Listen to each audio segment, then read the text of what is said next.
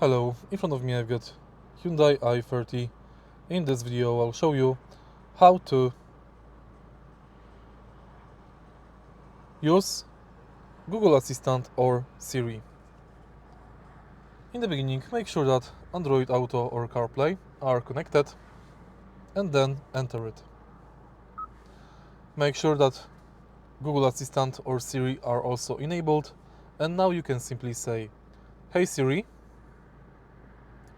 what's the weather like tomorrow?" Expect rain tomorrow. The high temperature will...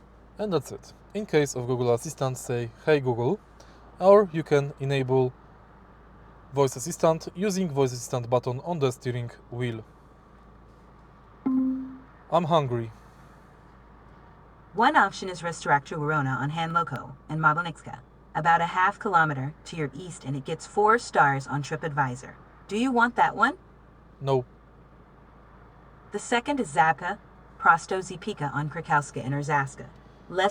And that's basically it.